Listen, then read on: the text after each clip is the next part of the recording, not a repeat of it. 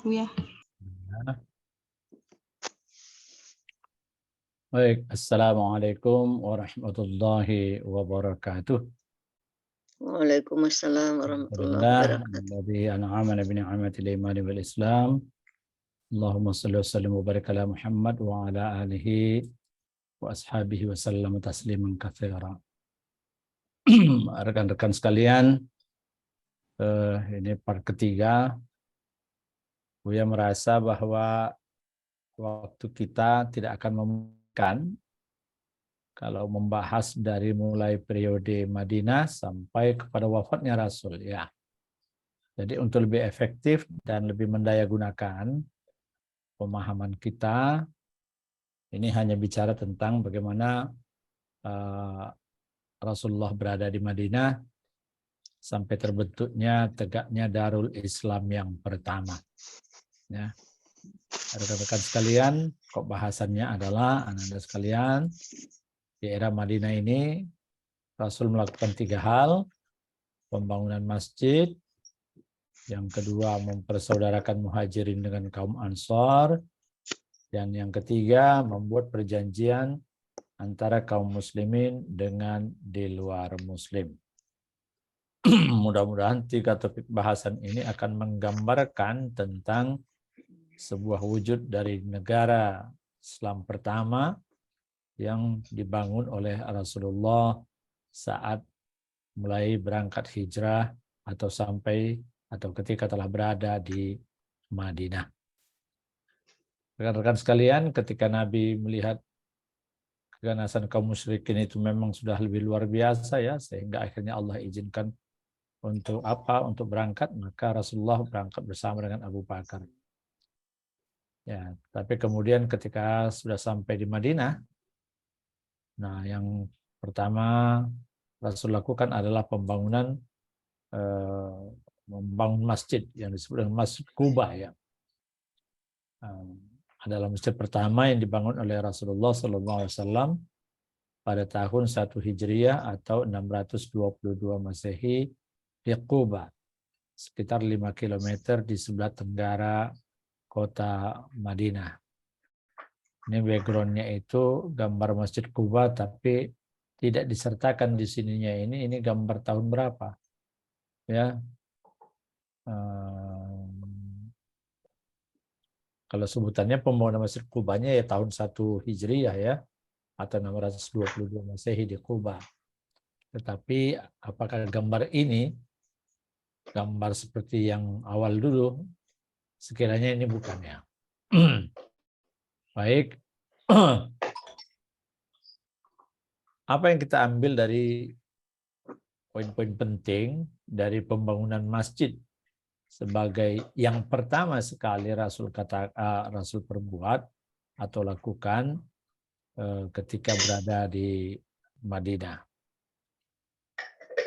Rekan-rekan sekalian dan anak-anak, di antara sistem dan prinsip Islam ialah tersebarnya ikatan ukhuwah dan mahabbah, persaudaraan dan kasih sayang sesama kaum muslimin. Tetapi tersebarnya ikatan ini tidak akan terjadi kecuali berada di dalam masjid.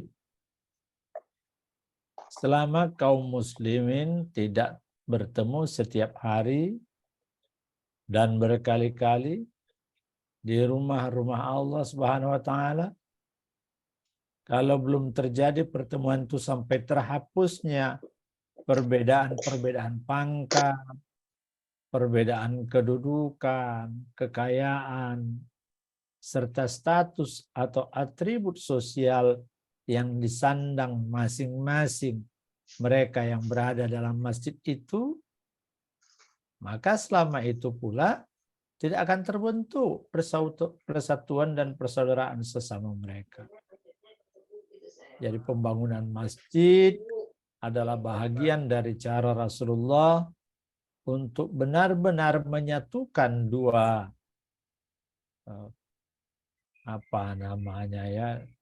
dua komunitas masyarakat yang berbeda, yaitu antara masyarakat Makkah dan masyarakat Madinah. kaum Muhajirin dari Mekah dan kaum Ansor yang ada di Madinah. Ya. Ini menjadi penting dan tidak ada cara yang terbaik kecuali mereka dipertemukan di rumah Allah. Rekan-rekan, kalau kita berkunjung ke rumah seseorang daripada orang yang memberi kita tempat, tentu di situ ada sebuah suasana atau nuansa psikologis yang membuat kita seperti orang yang menumpang dan memposisikan tuan rumah sebagai pemberi tumpangan. Nah, nanti ada sekat-sekat tertentu yang membuat hubungan sebagai sesama saudara muslim itu seperti ada batasan, seperti ada pekewuh atau rasa sungkan dan segala macam. Maka pendirian masjid ini adalah titik tengah bagi kedua kelompok yang baru saja bertemu dan mengikrarkan kesatuan sebagai keluarga muslim di rumah yang sangat amat netral, di mana tidak ada yang lebih tinggi posisi dan kedudukannya, di rumah yang sangat diberi keberkahan, di mana tidak ada orang menganggarkan pangkat, jabatan, atau status sosial, di rumah yang tidak ada memfasilitasi seseorang melebihi fasilitas kepada yang lain. Bagian dari strategi Rasul untuk benar-benar menyatukan, mengakrabkan, meleburkan dua komponen masyarakat ini menjadi satu kelompok yang kuat nantinya. Ya. Pembangunan masjid itu menjadi penting karena di antara sistem peradaban Islam yang lain ialah tersebarnya semangat persamaan dan keadilan sesama kaum muslimin dalam segala aspek kehidupan.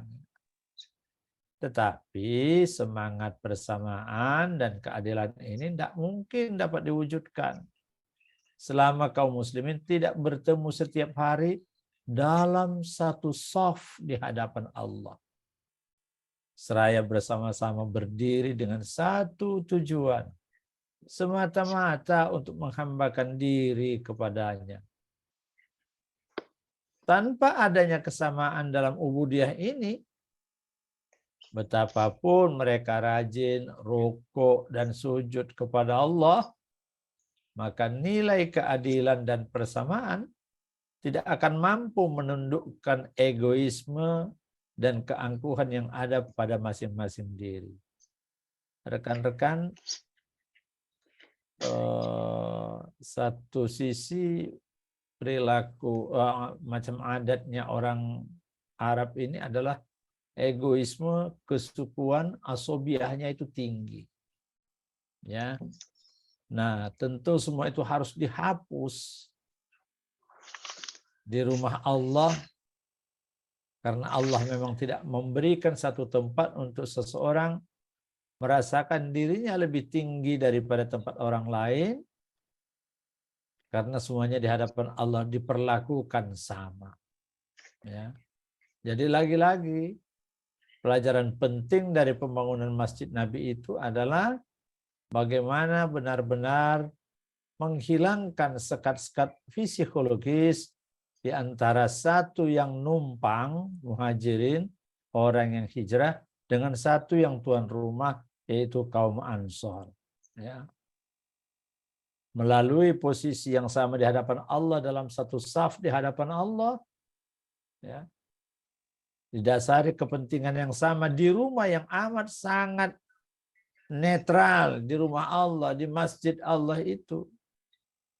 Niscaya hal-hal yang menyekat atau yang membuat sekat dari kesatuan ukhuwah itu akan hilang dengan sendirinya, ego hilang, egoisme hilang, dan lagi-lagi itu salah satu upaya untuk bisa menumbuhkan semangat kekeluargaan, semangat kebersamaan dari seluruh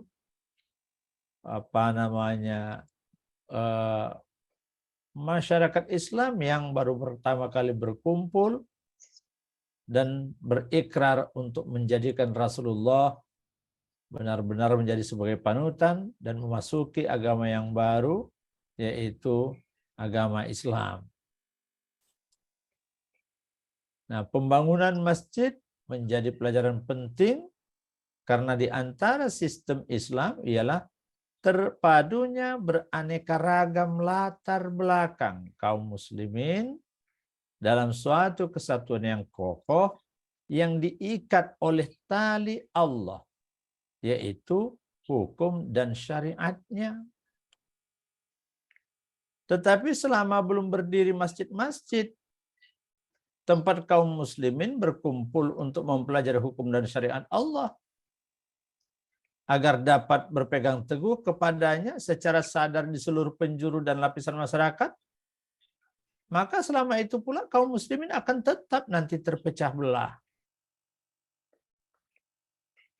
Jadi masjid inilah yang menjadi media, sarana, jembatan psikologis yang yang paling mudah untuk menautkan kesatuan tanpa mempertimbangkan latar belakang, perilaku, tabiat, adat istiadat, status sosial, dan segala macamnya itu. Disinilah ibrah yang kita dapat dari mengapa Rasul pertama nyampe itu bukan bangun rumahnya dulu, tetapi malah membangun masjid. Karena itulah masjid yang pertama ada. Tapi kalau kita ini kan, kalau misalnya merantau ke satu tempat, yang dipikirkan kan bangun rumah dulu ya. Bangun rumah dulu. Nah, Rasul tidak, karena memang fungsinya adalah bagaimana mengayomi umatnya, sahabatnya, seluruhnya. Maka yang dipikirkan pertama adalah membangun kantornya. Ini kerja besar. Ini awal dari membangun sebuah peradaban. Ini medan terbaru setelah selama ini mereka tidak mendapat tempat untuk leluasa menjalankan agama. Di sini mereka disambut dengan ucapan yang indah, dengan semangat yang sangat luar biasa, dengan tekad untuk melindungi Nabi dari apapun yang mencelakai dirinya. Artinya ini starting awal kebangkitan para sahabat setelah sebelumnya mereka terseok-seok, dinistakan, dihinakan, dibully, diboikot, dan dihilangkan kehormatan dirinya di kampung halamannya sendiri. Pada masa Rasul, masjid itu adalah pusat pembangunan peradaban. Dia sebagai pusat pendidikan, pengajaran, dan pengembangan ilmu, khususnya ilmu Islam. Sebagai pusat peribadatan, di mana semua orang sholat 5 waktu di sana. Sebagai pusat informasi masyarakat, tempat tukar-menukar informasi, tempat masyarakat mendapatkan sebuah wawasan baru, tempat masyarakat mendapatkan perkembangan baru, tempat masyarakat memperoleh berita-berita baru yang terkait dengan agamanya, terkait dengan kehidupannya, terkait dengan bagaimana menata kelola kehidupan ini. Masjid itu juga sebagai tempat dan ruang bagi Rasulullah dan juga untuk tamu-tamu Rasulullah. Jadi benar rumah masjid ini adalah office ya. Adalah office, kantor besar, basis aktivitas, basis pergerakan. Masjid juga sebagai pusat pengumpulan dan distribusi zakat, infak, dan sedekah. Artinya, Kantor departemen keuangannya ya di masjid. Istana presidennya ya di masjid. Ya. Pusat pendidikannya di masjid. Pusat untuk membangun hubungan kepada Allah, ibadah-ibadah juga di masjid. Masjid juga tempat menginap para musafir. Masjid itu adalah tempat peradilan, kantor peradilan bagi mereka-mereka yang memiliki sengketa. Jadi tempat penyelesaian sengketa. Masjid juga tempat pelepasan dan penerimaan tentara untuk pergi, untuk berangkat dan setelah pulang dari berperang. Dan lain-lain. Dengan demikian memang masjid ini adalah basis utama, sentra pembangunan, sentra pembinaan, sentra pengaturan strategi taktik perang,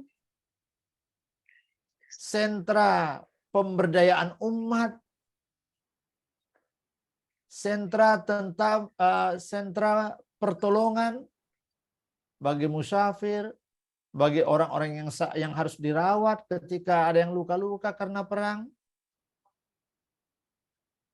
Tapi juga tempat bermain anak-anak. Tapi juga memang disinilah istana raja itu, kalau mau disebut istana raja. Ya, Rasulullah juga rumahnya di sini. Ada ruang dia sendiri, ada ruang untuk tamu-tamu yang datang, termasuk ketika dia dapat utusan-utusan, jadi memiliki tempat-tempat tersendiri untuk dia bisa berhadapan dengan tamunya. Nah, yang kedua yang dilakukan Rasul setelah pembangunan masjid, ya, sebagai bagian dari menindaklanjuti pembangunan era baru Muslim pasca Makkah. Maka yang kedua, Rasulullah berupaya mempersaudarakan Muhajirin dengan kaum Ansor. Kantor sudah ada, jam-jam pertemuan itu sudah dipastikan paling tidak ada 5 kali sehari, paling tidak waktu sholat, berjamaah semuanya kumpul, medannya sudah ada, maka upaya mempersaudarakan Muslim dengan kaum Ansor itu menjadi langkah berikutnya yang strategis. Rasulullah mempersaudarakan para sahabatnya dari kaum Muhajirin dan Ansor atas dasar ya, untuk kebenaran, untuk saling mewarisi sepeninggal mereka. Jadi dipersaudarakan antara kaum Muhajirin dan Ansor itu sampai nanti mereka bisa saling mewarisi kalau ada yang meninggal setelah mereka. Jadi persaudaraannya sama seperti persaudaraan dengan kerabat yang dekat atau keluarga yang memiliki hubungan darah. Bahkan seakan-akan ukhuwah Islam itu lebih kuat dan membekas daripada sekedar ikatan darah. Kalau karena ikatan darah, mungkin mereka sudah mengalami peristiwa bahwa musuh-musuh mereka waktu di Mekah pun adalah dari bangsanya sendiri. Jadi jangan-jangan antara yang sedarah juga justru hubungannya tidak lagi seerat seperti dulu. akibat mereka memeluk atau mengikuti ajaran Rasulullah SAW. Hari ini mereka berhadapan dengan masyarakat lain yang dipersaudarakan di dalam Islam, di dalam kesatuan akidah Islamiyah. Rasulullah mempersaudarakan Ja'far bin Abi Thalib dengan Mu'az bin Jabal, Hamzah bin Abdul Muthalib dengan Zaid bin Haritha, Abu Bakar dengan Kharijah bin Zuhair, Umar bin Khattab dengan Utbah bin Rafi', Abdurrahman bin Auf dengan Sa'ad bin Rabi' dan seterusnya. Banyak. Bahkan persaudaraan kaum Ansor terhadap kaum Muhajirin, sedemikian jauhnya langkah yang dibuat oleh Rasulullah untuk mempersaudarakan mereka, sehingga penerimaan dari kaum Ansor itu juga luar biasa. Sampai mereka itu, kalau mereka istrinya ada lebih dari berapa begitu, sebelum harus maksimal 4, disuruh pilih Muhajirin ini. Kalau yang nggak ada istrinya, ayo lihat pilih, kira-kira mau yang mana? Mau istri saya yang mana? Nah, ketika kemudian dipilih salah satu di antara istri yang ditawarkan itu, maka diceraikannya lah istrinya itu. Agar juga saudaranya kalangan Muhajirin ini memiliki istri. Coba itu.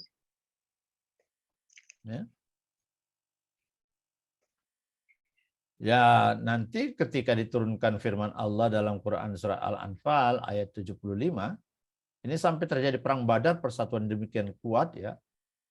Tapi ketika diturunkan firman Allah Quran surah Al-Anfal ayat 75 yang ditegaskan oleh Allah, dan orang-orang yang mempunyai hubungan kerabat itu sebagiannya lebih berhak terhadap sesamanya daripada yang bukan kerabat.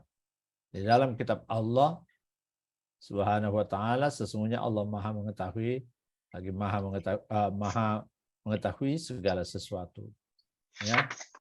Ayat ini kemudian menghapuskan hukum yang berlaku sebelumnya.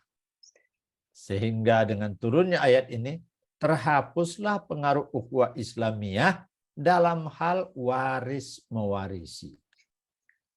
Artinya apa? Setelah turunnya ayat ini, maka setelah itu setiap orang kembali kepada nasab kerabatnya masing-masing.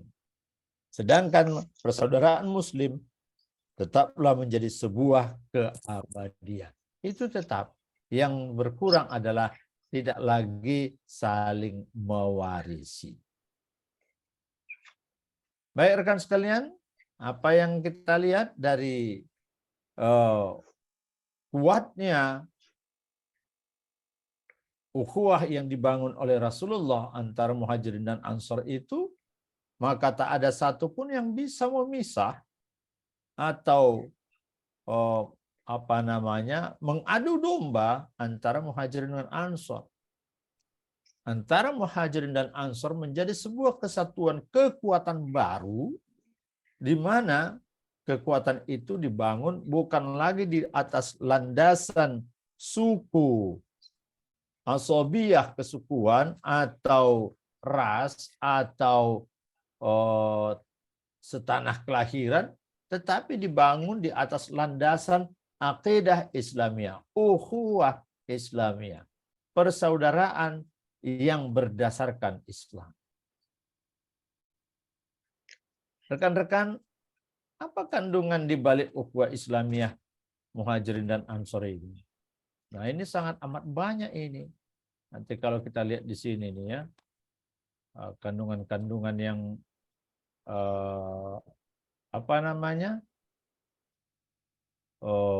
dari kaum Ansor ya, dari persaudaraan kaum Ansor ini ya. Yang pertama yang bisa kita mungkin ambil hikmah daripada persaudaraan ini ya, ukhuwah sesama kaum muslimin ini, ada dua asas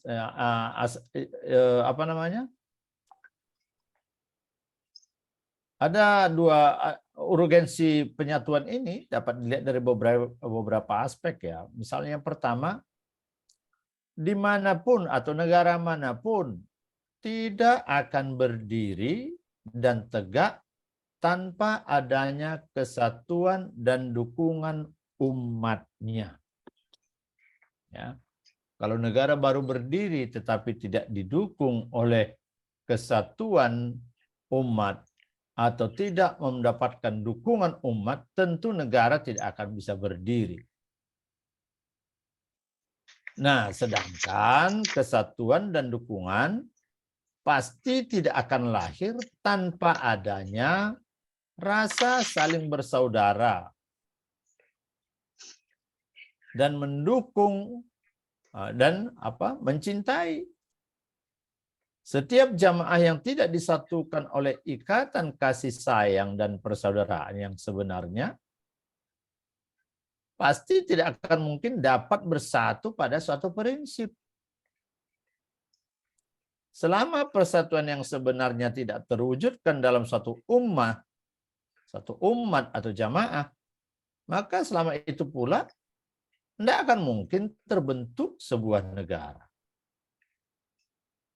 Nah, tetapi persaudaraan juga harus didahului oleh akidah, pandangan hidup, keyakinan hidup, cita-cita hidup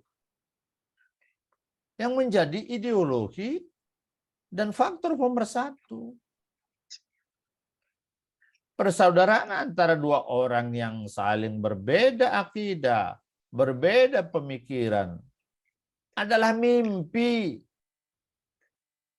Apalagi jika akidah atau pemikiran tersebut melahirkan perilaku tertentu dalam kehidupan nyata. Nah, oleh sebab itulah Rasulullah menjadikan akidah Islamiyah yang bersumber dari Allah sebagai asas persaudaraan yang menghimpun hati para sahabatnya dan menempatkan semua manusia dalam satu barisan ubudiyah hanya kepada Allah tanpa perbedaan apapun kecuali ketakwaan dan amal soleh. Karena tidak mungkin persaudaraan, kesatuan, saling tolong menolong, saling mengutamakan dapat berkembang di antara orang-orang yang dipecah belah oleh akidah dan pemikiran yang beraneka ragam. Yang masing-masing nanti justru sibuk memperturutkan egoisme dan hawa nafsunya sendiri-sendiri. Nah, kedua, sosok masyarakat manapun itu, akan berbeda dari sekumpulan manusia yang bercerai-berai dengan satu hal, yaitu tegaknya prinsip saling tolong-menolong dan mendukung sesama anggota masyarakat tersebut dalam segala aspek kehidupannya. Jika prinsip saling tolong-menolong dan mendukung ini dilaksanakan sesuai dengan prinsip keadilan dan persamaan, maka itulah masyarakat yang adil dan sejahtera. Sebaliknya, andai kata prinsip ini dilaksanakan secara zalim, tidak benar, itulah masyarakat yang zalim dan menyimpang. Jika suatu masyarakat yang sejahtera hanya bisa diwujudkan berdasarkan prinsip keadilan dalam memanfaatkan sarana-sarana kehidupan, pertanyaannya, lalu faktor apa yang dapat menjamin penerapan keadilan ini dapat berjalan dengan baik? Betapapun keinginan suatu pemerintahan untuk melaksanakan prinsip-prinsip keadilan di antara warganya, namun keinginan itu tidak akan terlaksana selama tidak didasarkan pada prinsip saling bersaudara, saling mencintai sesama mereka.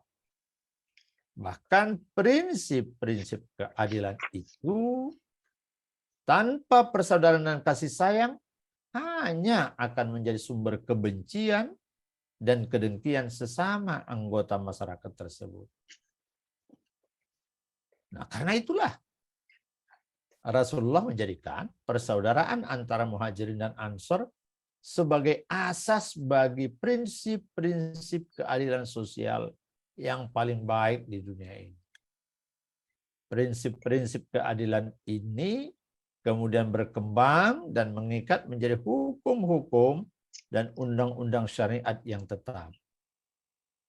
Tapi kesemua hukum dan undang-undang atau syariat ini terbentuk berdasarkan pada basis pertama. Apa basis pertamanya? Ukhuwah Islamiyah. Seandainya ukhuwah Islamiyah yang agung ini tidak ada, maka dapat dipastikan perilaku adil itu tidak akan terjadi.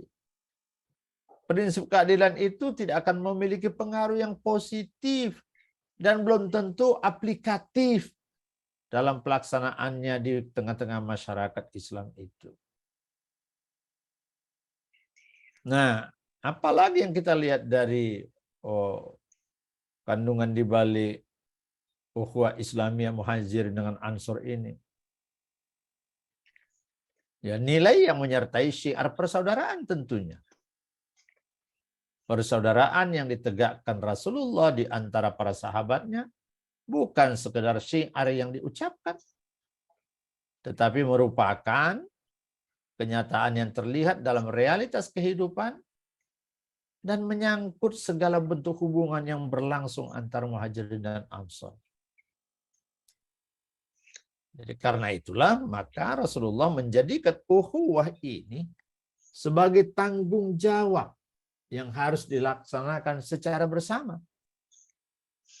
Dan tanggung jawab ini dilaksanakan oleh mereka dengan sebaik-baiknya. Ya, sebagai contoh tadi cukuplah yang kita sebutkan tadi bagaimana apa yang dilakukan oleh Sa'ad bin Rabi yang dipersaudarakan oleh Rasulullah dengan Abdurrahman bin Auf untuk mengambil separuh dari kekayaan yang dimilikinya, bahkan salah seorang istrinya diserahkannya kepada Abdurrahman bin Auf. Anda tahu siapa Abdurrahman bin Auf ini, sahabat Nabi apa? Ini yang menjadi pedagang yang ahli ya. Pengusaha sukses. Mau dikasih bantuan tidak, tunjukkan sama saya di mana pasar. Nah, itu yang dia minta. Ya. Karena itu pula maka ukhuwah itu menjadi program penting ya. Hikmah pensyariatan itu ialah menampakkan ukhuwah Islamiyah sebagai hakikat yang dirasakan secara nyata. Selama masa hijrah, masing-masing dari kaum Muhajirin dan Ansor harus menghadapi tanggung jawab khusus berupa saling tolong-menolong, saling memberi perlindungan. Disebabkan oleh perpindahan kaum Muhajirin ke Madinah itu meninggalkan keluarga, rumah, dan harta kekayaan mereka masih berada tinggal di Mekah. Untuk menjamin terlaksananya tanggung jawab inilah, maka persaudaraan ini perlu dengan konsekuensi ya atau tuntutan adanya tanggung jawab, sehingga dengan berjalinnya konsekuensi dan tanggung jawab itu atau tuntutan tanggung jawab itu, ukhuwah Islam tersebut akan lebih kuat pengaruhnya daripada sekedar jalinan kekerabatan atau berdasarkan darah ya, tali darah katakanlah gitu ya. Baik, rekan-rekan sekalian, selanjutnya yang kita bahas adalah Rasulullah membuat perjanjian antara kaum muslimin dengan yang di luar muslim. Ya. Jadi setelah menyatu, setelah kuat sama-sama muslim, sehingga mereka bersaudara melampaui persaudaraannya dengan mereka yang bersaudara karena memang ada hubungan kerabat atau ada hubungan darah. Setelah itu, maka Rasul kemudian membuat perjanjian antara kaum muslimin dengan orang-orang yang di luar Islam, termasuk dengan Yahudi. Nah, asas ini merupakan pekerjaan penting yang dilakukan Nabi sehubungan dengan wujudnya akan terwujudnya negara baru di Madinah. Ya, Ibnu Ishaq menyebutkan perjanjian tanpa isnad ya. Tapi sementara Ibnu Haythama menyebutkan dengan mencantumkan sanadnya. Apa bentuk perjanjian itu? Telah menceritakan kepada kami Ahmad bin Junab, Abul Walid. Telah menceritakan kepada kami Isa bin Yunus. Telah menceritakan kepada kami Katsir bin Abdullah bin Amir al-Mazni. Dari ayahnya, dari kakeknya, bahwa Rasulullah SAW menulis perjanjian antara Muhajirin dan Ansor. Kemudian Ibnu Hathimah menyebutkan seperti yang disebutkan oleh Ibnu Ishaq. Imam Ahmad menyebutkannya di dalam musnadnya dari Suraij. Ia berkata, telah menceritakan kepada kami Ibad dari Hajjaz dari Amir bin Suaib, dari ayahnya, dari kakeknya, bahwa Nabi menulis sebuah perjanjian antara kaum Muhajirin dan Ansor. Ya, nah di sini cuma kita bacakan beberapa saja ya, piagam-piagam perjanjian tersebut ya. Ya.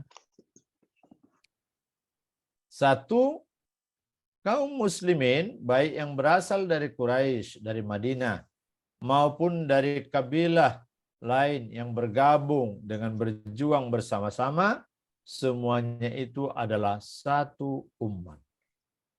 Ya. Kemudian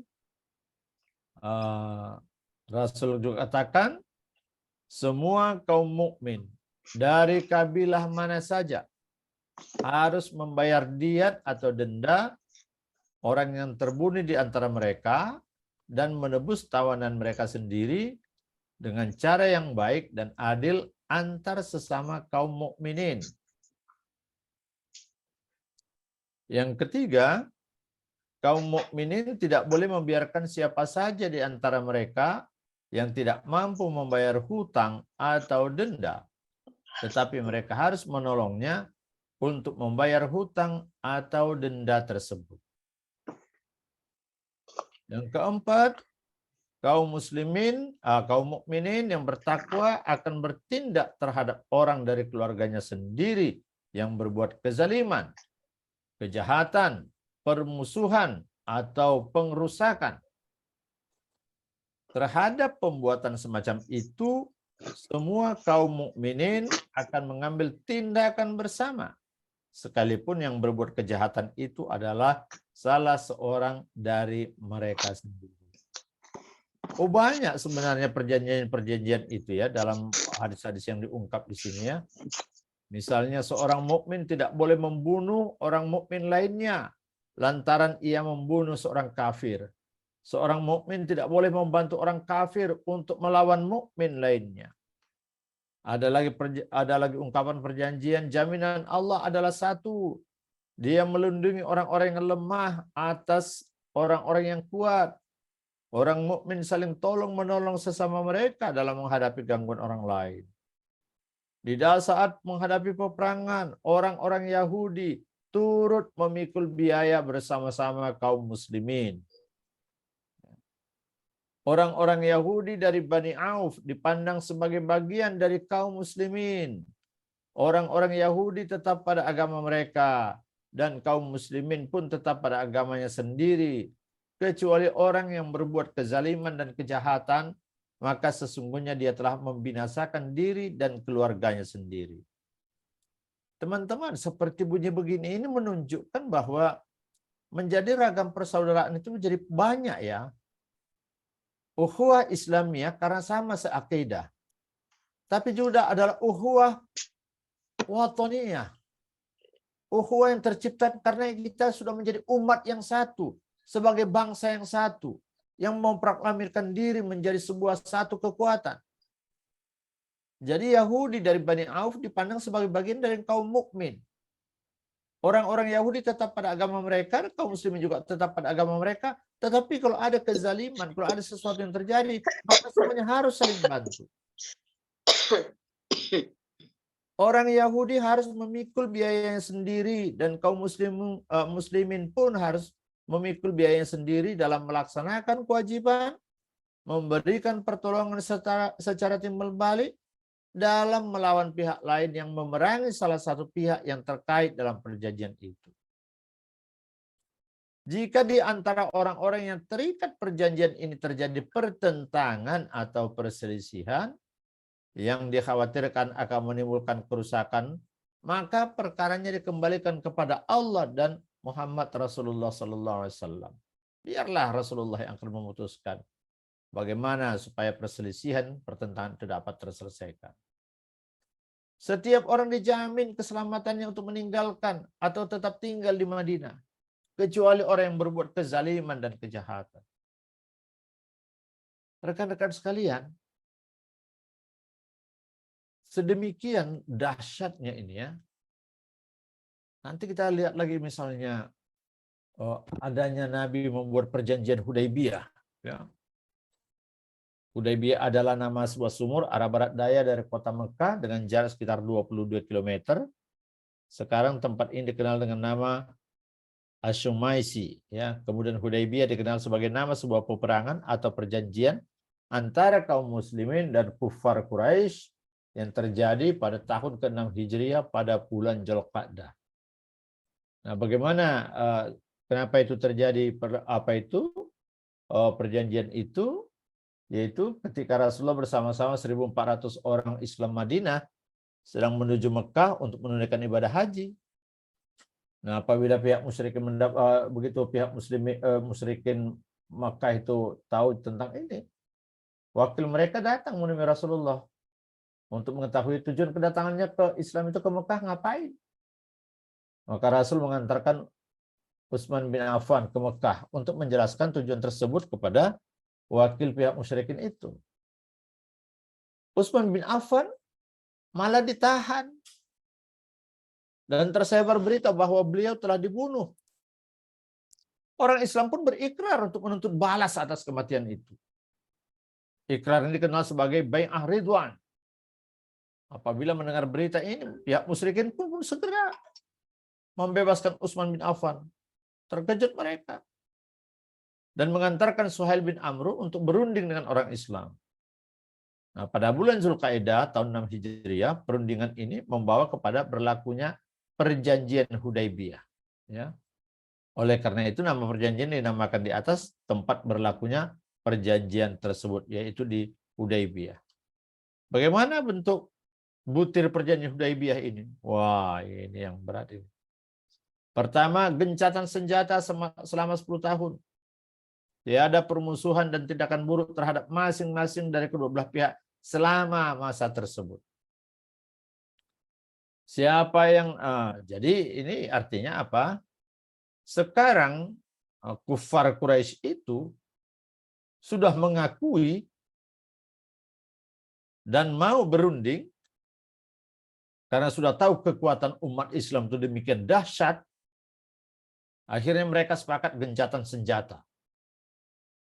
Tidak akan memusuhi lagi, tidak akan melakukan tindakan buruk, baik mereka kepada kaum muslimin Madinah, baik orang muslimin Madinah terhadap orang-orang suku Quraisy yang selama ini sering berdagang, terkadang juga melintasi wilayah yang rute-rute perdagangan mereka bisa menjadi tidak aman. Yang kedua, siapa yang datang dari kaum musyrik kepada Nabi tanpa izin keluarganya harus dikembalikan ke Mekah. Tetapi bila ada di antara kaum muslimin yang berbalik dan mendatangi kaum musyrik, maka ia tidak akan dikembalikan. Ya. Kalau ada kaum muslim di Mekah berbalik agama dia dan mendatangi kaum atau dia mendatangi kaum musyrik, ya dia nggak boleh dikembalikan. Dia harus diperkenankan. Dia murtad lagi misal.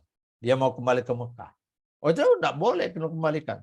Tapi kalau ada dari kaum musyrik, dia hijrah, tapi tidak izin keluarganya, harus kembalikan orang ini. Deportasi ulang. Kira-kira gitu. Nah yang ketiga, diperkenankan siapa saja di antara suku-suku Arab untuk mengikat perjanjian damai dan menggabungkan diri kepada salah satu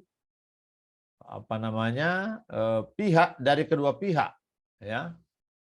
Misalnya ketika itu suku Khuza'ah menjalin kerjasama dan mengikat perjanjian pertahanan bersama dengan Nabi Muhammad dan Bani Bakar memihak kaum musyrik. Boleh-boleh saja. Tahun ini Nabi Muhammad dan rombongan belum diperkenankan memasuki Mekah. Tetapi tahun depan dan dengan syaratnya harus bermukim 3 hari tanpa membawa senjata kecuali pedang yang tidak dihunus. Yang kelima, perjanjian ini diikat atas dasar ketulusan dan kesediaan penuh untuk melaksanakannya tanpa penipuan atau penyelewengan. Ini Umar bin Khattab ini sudah nggak sabar lihat perjanjian ini. Kenapa kita terima perjanjian yang begitu merendahkan kita ya Rasulullah? Katanya. Ini nggak benar ini. Ini sudah merendahkan kita ini. Kira-kira begitu. Banyak sahabat tidak setuju dengan apa ini. Ya, kalau kaum musyrik datang masuk Islam, tapi nggak izin keluarnya, kembalikan ke sana. Tapi kalau ada orang Islam yang berbalik mendatangi kaum musyrik, ya nggak boleh dikembalikan. Apa maksudnya itu? Tapi Rasulullah menandatangani perjanjian ini. Apa yang terjadi setelah perjanjian Hudaybiyah? Selama 10 tahun, dari sebelumnya mereka tidak leluasa mengembangkan dakwah. Hari ini mereka mengalami keleluasaan untuk mengembangkan dakwah dan kepada siapapun tanpa ada khawatir mereka akan dikejar, diserang, dibunuh, atau diganggu oleh orang-orang Quraisy. Setiap tahun mereka bebas berdakwah di seputar Ka'bah. Ya. Untuk mengiklankan tentang Islam. Mengajarkan tentang Islam. Mereka bisa mendatangi kabilah-kabilah di mana saja. Sehingga dampak dari gencatan senjata ini membuat kekuatan Islam, penambahan orang-orang masuk Islam semakin luar biasa. Ini sesuatu yang tidak pernah diduga oleh Quraisy Mekah ketika mereka membuat perjanjian ini. Mereka pikir mereka menang, tetapi rencana Allah itu jauh lebih baik melalui Rasulnya. Tampaknya kita seakan-akan diremehkan, tetapi ketika mereka akhirnya mau menandatangani itu, berarti mereka sudah tidak lagi punya hak untuk menahan laju gerakan kaum muslim untuk mengembangkan Islam di Jazirah Arabia itu. Ya. Inilah kehebatan-kehebatan yang seharusnya menyadarkan kita tentang bahwa ada banyak poin-poin penting yang bisa kita lirik dari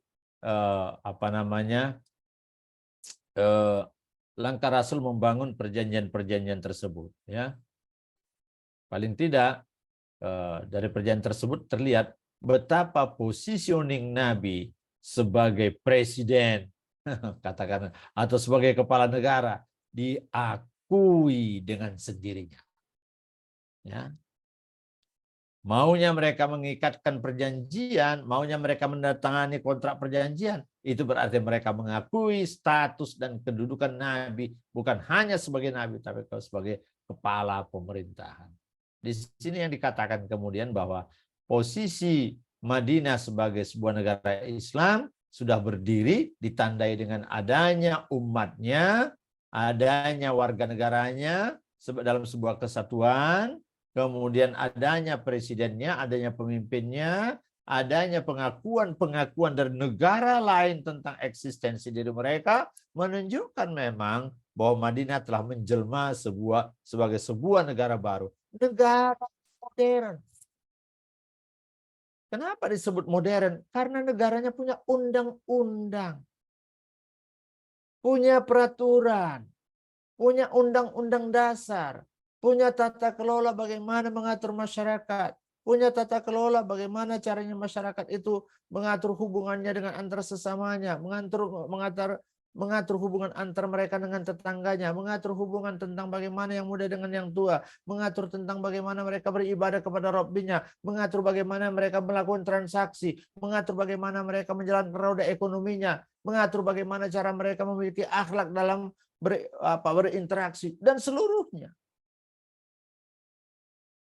Sesuatu yang ketika ada pada negara-negara yang sebelumnya ada di luar Islam itu justru tidak memiliki peraturan-peraturan yang duduk di atas dasar keadilan dan sepenuh-penuhnya diarahkan dalam kerangka pembangunan kesejahteraan umat. Tidak ada. Perjanjian tersebut menunjukkan keadilan perilaku Nabi terhadap orang-orang Yahudi.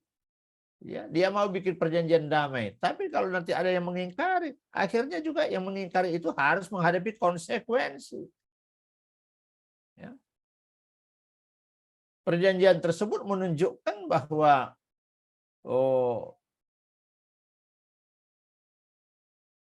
penting, menunjukkan beberapa hukum yang sangat penting dalam syariat Islam.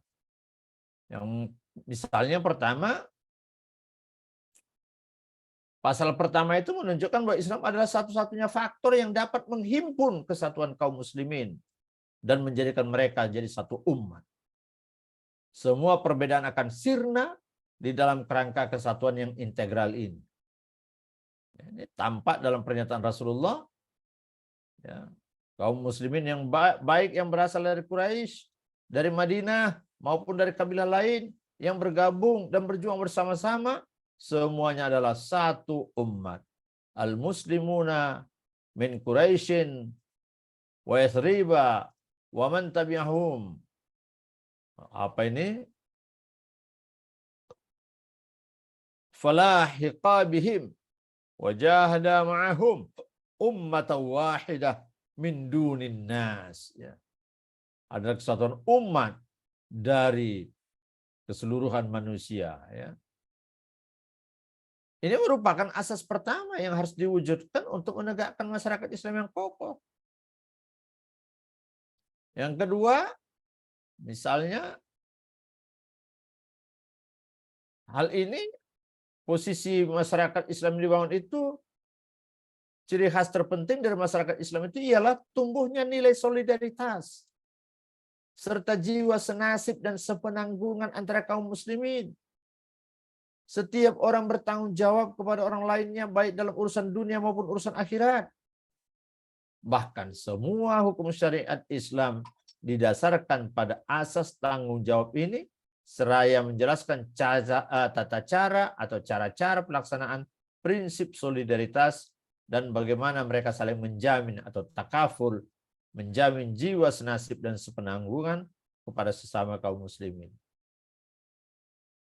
Juga menunjukkan betapa dalamnya asas persamaan sesama kaum muslimin.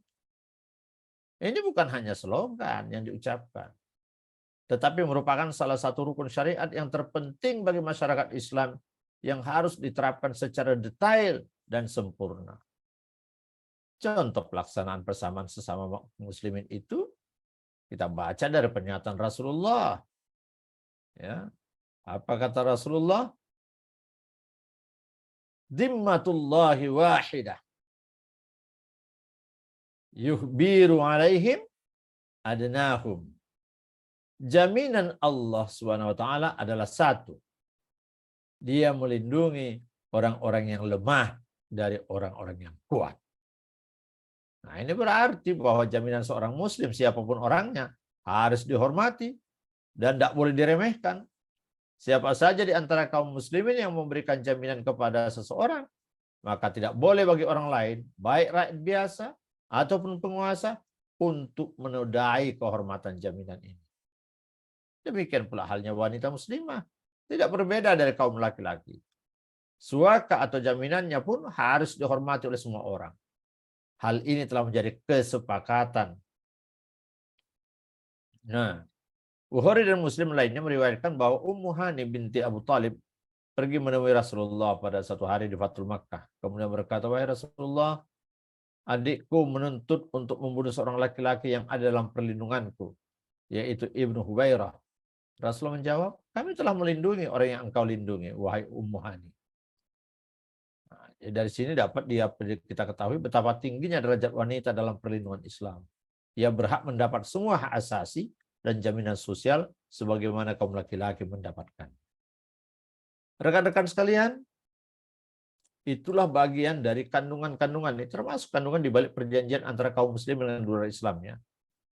Kandungan-kandungan yang termasuk yang kita bacakan tadi itu adalah kandungan di balik perjanjian antara kaum muslimin dengan orang-orang yang di luar Islam ya.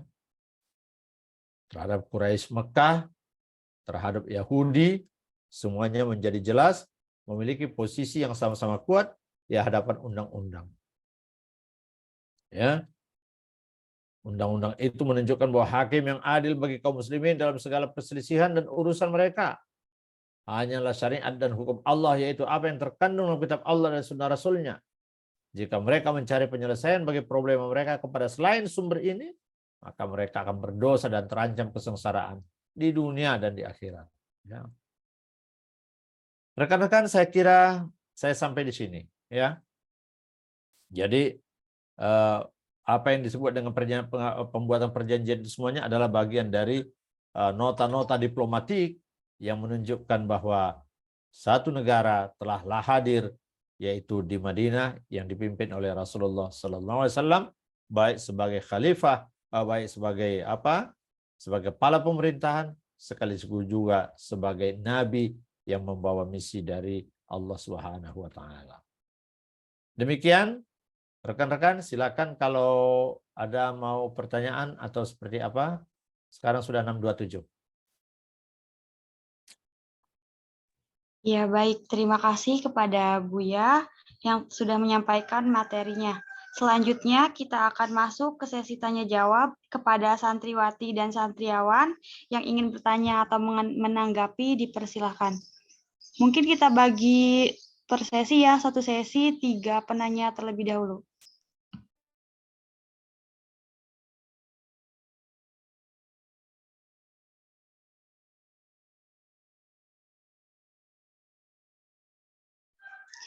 Baik, Abang Ruslan, dipersilahkan. Terima kasih Buya, izin. Assalamualaikum warahmatullahi wabarakatuh. Waalaikumsalam warahmatullahi wabarakatuh. Alhamdulillah, ini sesi ketiga edisi Nabi Muhammad. Saya menikmati betul ya, Buya enak nyampeinnya. Buya, ini ada semacam pertanyaan yang sifatnya perlu dikonfirmasi ya, sekaligus ditegaskan. Pertama, melihat dari wacana liar gitu ya di masyarakat tentang khilafah gitu ya. Apakah ada hal gitu yang menegaskan gitu bahwa Nabi Muhammad itu mendirikan negara Islam gitu, atau hanya sistem, atau hanya prinsip-prinsip saja, atau hanya pengamalan antar individu saja gitu ya. Nah, ini perlu dikonfirmasi secara tegas gitu ya, supaya nanti adik-adik juga nggak salah paham gitu memaknai itu. Karena kalau kemarin biasanya yang ribut-ribut itu tentang beberapa tahun yang lalu pembubaran HTI itu kan diindikasikan katanya mereka punya cita-cita untuk mendirikan sebuah khilafah atau negara Islam. Kemudian yang kedua tentang fenomena masjid ya. Bisa jadi yang terjadi hari ini adalah masjid hanya dijadikan tempat sakral gitu ya, manusia bertemu Tuhan gitu. Sebatas tempat interaksi hablum minallah begitu. Kenapa saya bilang begitu? Ini tidak semua ya, ini hanya ada di beberapa aja. Tapi yang terjadi demikian. Ada beberapa masjid yang dikunci gitu ya, entah di jam-jam tertentu begitu. Jadi ibaratnya ketemu Tuhan aja gitu ya, dikunci, masjidnya dikunci gitu. Kan ada orang mungkin yang ingin sholat malam gitu atau ingin sholat duha dan seterusnya, tapi dikunci. Apakah itu untuk pengamanan atau seperti apa? Mungkin ada alasan gitu ya di balik itu. Tapi kalau kita lihat apa yang dilakukan oleh Rasulullah bersama sahabat itu, boro-boro dikunci, mungkin kalau perlu nggak dikasih pintu begitu ya. Karena masjid ini sebagai apa ya, rumah, bukan hanya rumah ibadah yang sifatnya khusus, tapi juga diskusi keumatan di sana gitu. Saya membayangkan aktivis-aktivis ini diskusi sebelum turun ke jalan itu di masjid gitu. Mereka setelah sholat gitu ya, kemudian diskusi di peletaran masjid, ngomongin bagaimana baik dan buruknya gitu ya, untuk kita bisa nanti mengasah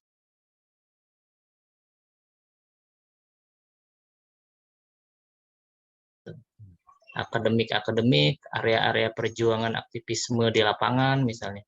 Kemudian beberapa orang yang di masjid dan seterusnya. Nah, dua hal itu mohon pencerahannya Buya. Terima kasih. Baik, langsung aja ya Ananda Pak ya, berlangsung sama Kang Ruslan ya, supaya saya tidak lupa ya. Baik, soal khilafah, saya ingin tegaskan yang dapat saya tangkap dari sejarah perjalanan Rasulullah. Rasulullah itu hanya bertugas menuntun, membina, membangun, mengembalikan fitrah manusia sebagai makhluk yang bertuhan. Semata itu saja kok.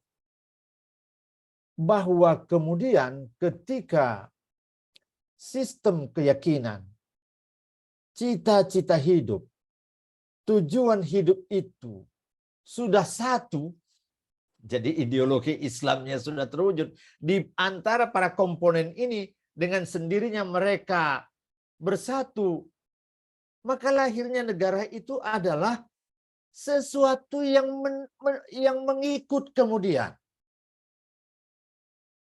Saya ingin berkata begini, Bang Ruslan. Kita terbiasa merebut kekuasaan. Soal ideologi negara nanti. Yang penting Belanda pergi dulu, misalnya. Jadi orientasi kita kekuasaan untuk membangun sebuah sistem. Sering terjadi kekuasaan kita dapat, lalu kita ribut untuk menentukan sistem. Dan keributan itu berabad-abad. Berganti anggota parlemen, kembali lagi berubah, berganti presiden, berganti berubah. Terus-menerus seperti itu. Karena bagi kita ideologi negara itu nomor dua. Yang penting ya jangan dulu berkuasa supaya kita bisa nanti menyusun negara yang seperti apa. Berbeda dengan Nabi. Nabi dia bangun dulu ideologi. Sistem keyakinan itu.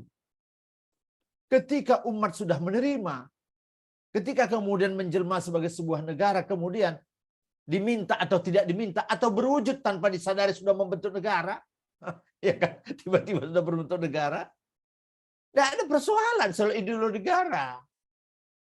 Tinggal menjalankan. Tinggal menerapkan. Maka era Madinah adalah era penerapan syariat Islam yang lebih luas.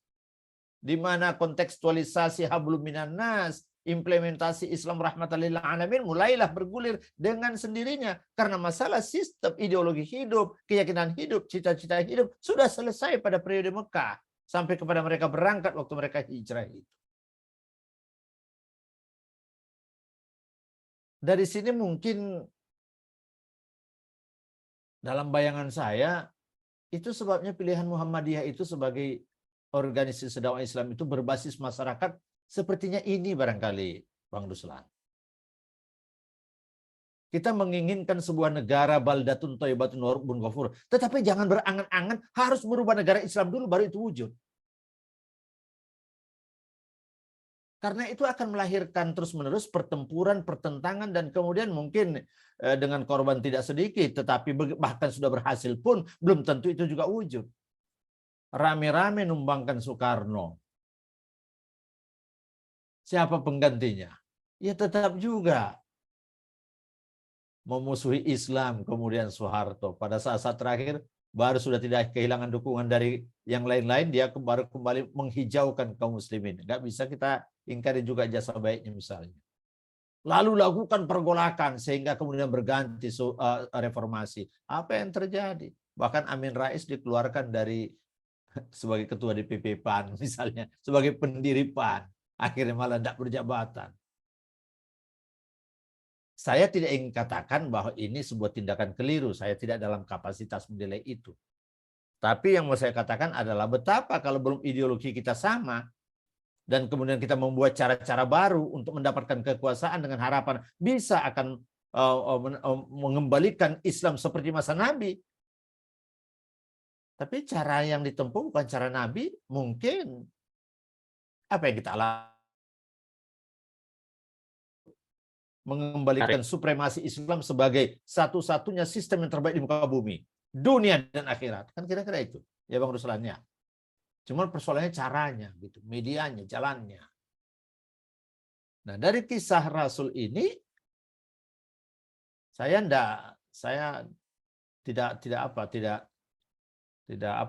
tidak melihat sinkronisasi sehingga dianggap Muhammadiyah seperti tidak mendukung khilafah atau dianggap seperti tidak juga bicara seolah-olah khilafah itu penting atau tidak. Saya kira konsep khilafah itu pun harus kita sepakati dulu kan, seperti apa gitu. Apa iya kita akan menjadikan satu presiden Islam sedunia dalam tanda kutip dimulai dengan satu negara dulu? Wong menyatukan dua kelompok besar umat Islam Indonesia ini saja susah. Wong sudah ulamanya berada dalam jaringan parlemen, jaringan birokrat, jaringan yudikatif, juga ada legislatif, ada ulama-ulamanya juga. Untuk mempersatukan persepsi masih susah gitu misalnya. Ya. Jadi seperti apa sebetulnya konsep khilafah yang dimaksudkan? Kalau cita-citanya adalah untuk mewujudkan hanya ada satu negara untuk satu bumi, saya kira sampai di sini kita mulai saya katakan saya mulai agak pesimis gitu. Bukan tidak percaya cita-cita mulianya, tapi pesimis. Ya orang milih bupati aja calonnya banyak gitu kan. Kenapa nggak umat Islam satu aja jadi calon bupati misalnya? Nggak bisa juga itu. Satu aja untuk jadi presidennya. Nggak bisa. Satu itu aja untuk wali kotanya. Itu aja kita mengalami kesusahan. Untuk pemilihan pimpinan ketua BEM saja barangkali ada sekian apanya misalnya. Sekian pesertanya. Dan itu atas nama demokrasi dihalalkan. Tapi kalau sempat di luar sana itu sampai kemudian gebrak meja, lempar kursi hanya untuk perebutan itu, bayangkan lagi betapa dahsyatnya untuk memutuskan memilih seseorang yang akan menguasai puluhan mungkin ratusan juta jiwa ya untuk menjadi pemimpin khilafah bagi semua orang. Dan saya akui saja saya belum memiliki kapasitas yang cukup lah yang membahas tentang khilafah ini ya. Sehingga takut juga saya keliru. Tetapi kalau merujuk kepada cita-cita perbedaan antara antara Nabi membangun negara, Nabi membangun negara bukan bercita-cita mengambil alih kekuasaan. Itu dibuktikan dengan ketika para Quraisy mengatakan, kamu mau jadi apa? Kalau kamu mau jadi raja, kami akan jadikan kamu raja. Kalau kamu mau menjadi orang paling kaya, kami akan jadikan kamu paling kaya. Kalau kamu inginkan perempuan yang paling cantik, akan kami kumpulkan perempuan yang cantik untuk kamu. Kalau kamu sakit, akan kami panggilkan tabib yang gak usah kamu bayar. Kami tanggung jawab itu. Penting hentikan dakwahmu. Enggak, kata Nabi. Jadi orientasi itu bukan kekuasaan. Orientasi itu pembinaan umat. Bahwa setelah umat kuat, kemudian mereka bertekad mempertahankan agama mereka, sehingga mereka menjadi kokoh karena kesatuan dan persaudaraannya kuat. Tanpa sadar lahir sebuah komunitas, dari komunitas lahir menjadi sebuah bangsa, itu hanya sesuatu hal yang sifatnya yang menyusul kemudian gitu loh Bang Ruslan gitu ya. Jadi bukan cita-cita awal gitu. Nah menurut saya ide khilafah itu cita-cita awalnya kekuasaan dulu. Dengan harapan nanti kita akan bisa perbaiki umat. Mungkin kita berbedanya nanti di situ. Bukan berbeda tentang cita-citanya, tapi cara menempuhnya. Metode pendekatan yang dilakukan. Itu dulu yang bisa saya jawab Bang Ruslan ya. Kalau tentang khilafah itu ya. Yang kedua tentang peran masjid. Masjid zaman Rasul itu kan kantor kepresidenannya. Di situ menterinya bertugas, di situ pejabatnya bertugas, di situ umat bertugas, di situ kesehatan bertugas, semuanya bertugas. Kantor ekonominya di situ. Artinya apa? Itu istana dan apa namanya kalau dikatakan sekarang ini pelayanan satu atap gitu loh. Kantor bupati atau kantor apa tapi pelayanan satu atap gitu. Tidak ada yang bisa bekerja di situ kecuali orang-orang profesional. Masalahnya yang jadi marbot itu siapa? Pendidikannya apa? Yang jadi pengurus masjid itu orang-orang pensiunan. Pengemahaman keagamaannya waktu mereka pemahaman keagamaan mereka, bagaimana mereka pemahaman pendidikan masyarakatnya, bagaimana pemberdayaan masyarakatnya, ilmu tentang itu mereka nggak punya. Cuman ngisi-ngisi waktu namanya udah pensiun. Ya, tolonglah Pak Bapak jadi dulu ketua DKM. Setingkat-tingkat begitu. Sehingga begitu kita kerja di DKM itu, di pengurus masjid itu, ya kita juga bekerja sambil paruh waktu. Kalau ada waktu kita kerja di situ. Dalam konteks seperti ini, dengan kehidupan yang sudah berubah dari zaman Rasul yang memang dikitari oleh orang-orang yang apa namanya ya, secara akidah itu sudah bagus, secara akhlak sudah bagus, sehingga kalaupun misalnya ketemu dompet jatuh mereka tidak akan berebut, bahkan akan mengumumkannya lewat masjid, punya siapa, kira-kira begitu. Kalau hari ini jangan-jangan boro-boro jatuh, orang kota amal pun diambil. Masjid saja sesuai hadis ya tinggalkan yang buruk, ambil yang baik. Pulangnya sendalnya berganti. Nah kondisi-kondisi ini semuanya akan membuat kita menjadi miris. Ini nanti kembali lagi kepada ketika siapa itu alah lupa saya, alah ya Allah. Ketika ditanya, ketika dia katanya ke Paris, dia melihat banyak orang-orang Islam di sana, sekalipun orang Islam tidak banyak, tapi banyak nilai-nilai Islam yang ada. Tapi begitu saya di Mesir katanya, oh banyak sekali umat Islam, tapi nilai-nilai Islam tidak ada di sana. Jadi iman itu yang identik dengan keamanan. Justru di negara-negara Muslim, orang-orang beriman banyak, tapi keamanannya nggak terjamin. Di negeri-negeri yang tidak iman, tetapi keamanannya ada. Kok bisa terjadi seperti itu? Itu pun sebuah persoalan. Ya, dengan demikian, ya pada akhirnya kalau kita tidak mau menghujat atau menuding bahwa para pelaku pengurus masjid sudah jauh menyimpang dari ajaran Rasul, ya memang akhirnya yang perlu kita pikirkan, apakah kita siap menggantikannya? Mungkin itu. Beranikah kita sekarang seperti katakan tadi, oh andaikan nanti Bang Ruslan punya masjid, wakaf seseorang, tiba-tiba masjid itu dirubah menjadi kantor semua aktivis.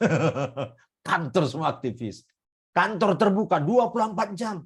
Ngapain cari hotel yang bikin biaya tinggi semuanya? Nginap di sini. Ada penginapan, ada apa segala macam.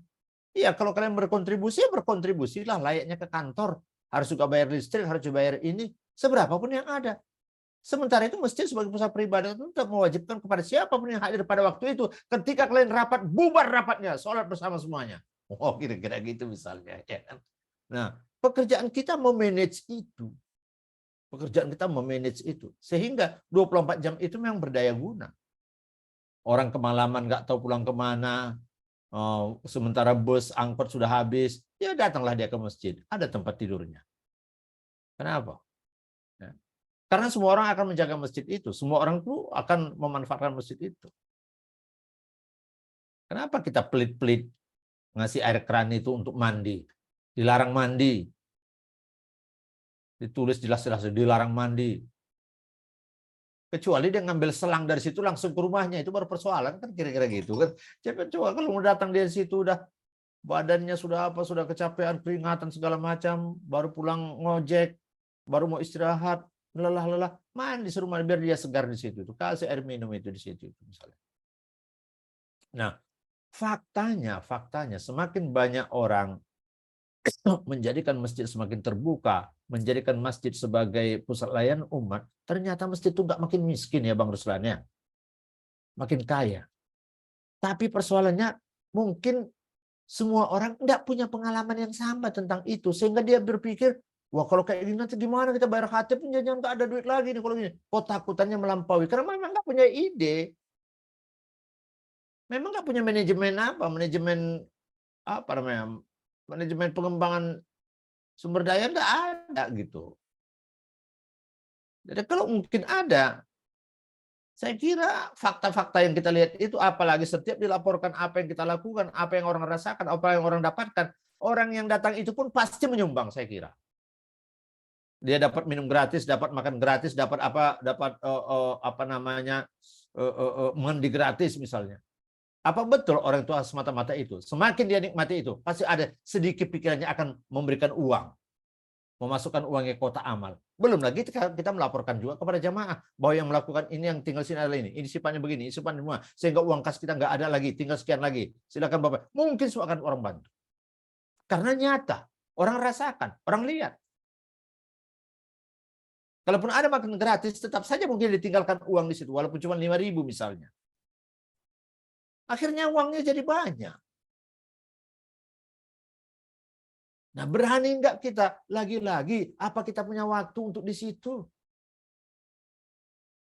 24 jam. Kalau enggak, bagaimana? Kalau kita nggak fokus ngurus masjid, ya kita juga harus dosen juga, kita harus juga ya punya keluarga juga, kita juga ini juga, misalnya kita punya peran dan fungsi misalnya, harus ngurus masjid juga. Apa kita siap?